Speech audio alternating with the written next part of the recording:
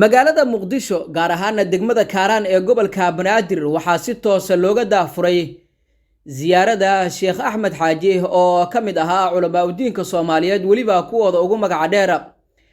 ziyaarada sheekha ayaa waxa ay tahay tii 25aad ee sheekha waxaana si toos ah ay uga dhacday isla masjidka sheekh axmed xaaji oo ku yaala degmada kaaraan ee gobolka banaadir محمد يا رسول الله صلى عليك وسلم المولى محمد ziyaaradan oo sidoo kale ah mid aad u ballaaran ayaana waxa daafurkeeda ka soo qayb galay mashaayikh macallimiin iyo xir kala duwan oo ka kala yimid gudaha dalka Soomaaliya sheekh axmed xaaji ayaana waxa uu ka mid ahaa culamaa diinka Soomaaliyeed kuwooda ugu caansan uguna magac dheer sidoo kale sheekh axmed xaaji ayaa waxa uu ka mid ahaa xirtii ugu horeysay ee wax ka baratay Allah u naxariistay caalimkii Soomaaliyeed sheekh Cabdiraxmaan sheekh Umar Cali Al-Qaadiriyi daafurka qidbooyinka ziyaarada sheekh axmed xaaji oo si toos ah uga bilaabatay magaalada muqdisho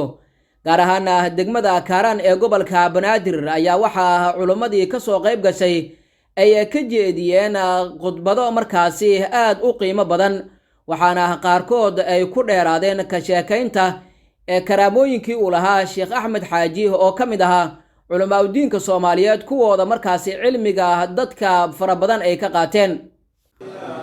waa farxad iyo nicmo ilaahay inaan maanta xaadirina u nahay ziyaaradii 25aad ee arwaalda sheekh axmed xaaji cabdi alkaaraami ziyaarada si fiican ku socotaa maanta waa bilaaw oo maanta waa arbaca oo 7 muharram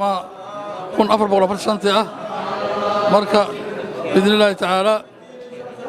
waxa waaye ziyaarada ku soo dhawaada muslimiinta Allah ku khayr meel kasta joogaan khaasatan intii ma garatay muxsiniinta ay ziyaarada wadeen oo dhan maanta waxaan joognaa sidii sheekhayna sheekh Cabdulqaadir oo u sheegay siyaarti murabbigayni shaykhayni waalidkayni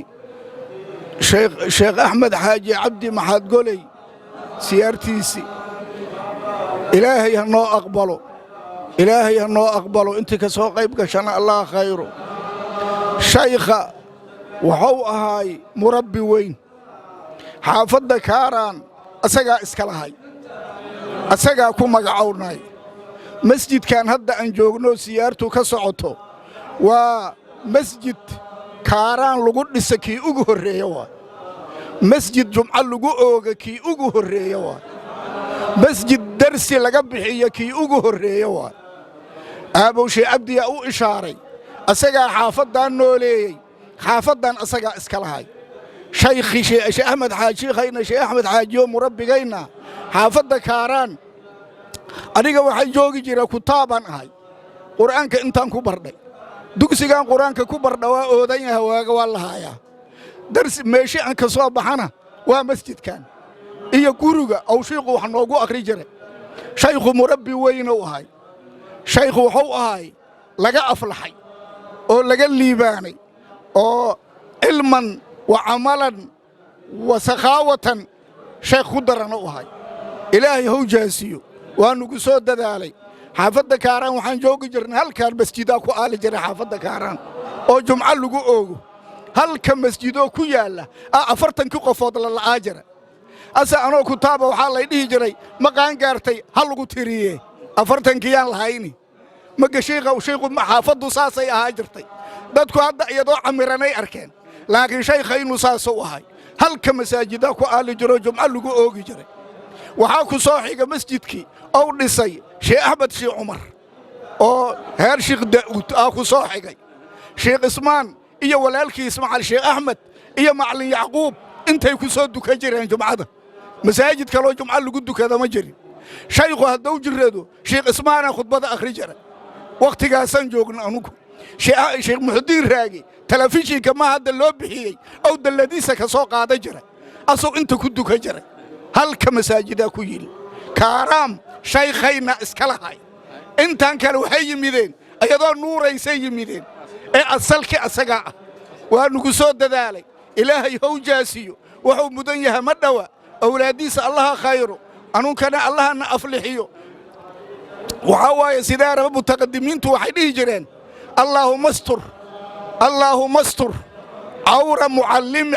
عيب معلمي عني ولا تذهب بركة علمه مني سيدي جرين متقدمين اللهم استر أو عيب معلمي شيخ ومعلم معلم كوا معلم انت وحكبرت ومعلم اللهم استر علينا ونكون عيب معلمنا عنا ولا تذهب بركة علمه عنا منا ساسا لنا إلهي نجمتي بيو شيخين ساسوهاي ونقصود دالي علما وطريقة أسقى به أسقى النسيي حافظا كارم أسقى إسكالهاي أنا كنا وحناي شيخ نائب كيسانا ونوجوغا أنا كنا تلاميذ سياناي شيخ مركا حافظ كاران ساسو أنولي أيضا دمتي أو نولي حافظ أيام حاجرتي جني أو صقري أو ضدك جني كلعي حافظ ضدك يقاني حافظ قرر ماشى الليرة أو نهجري هلا صوب الله بوردك إيا خيرك يا قرآنك أسا إلامك السوق هذه جري مقاسا مساجدك اللقو إماجري شيخ حافظ ساسو قد دال إلهي هو جاسيو muddo haatan laga joogo 25 sanadood ayaana la bilaabay in sheekha lagu ziyaarto degmada Kaaraan ee gobolka Banaadir gaar ahaan masaajidka uu ku magacaaban yahay oo isla degmada Kaaraan ku yaala waxaana ziyaaradiisa sanad walba ka soo qayb gala mashaayikh macallimiin iyo xir oo ka kala yimaada gobolada dalka Soomaaliya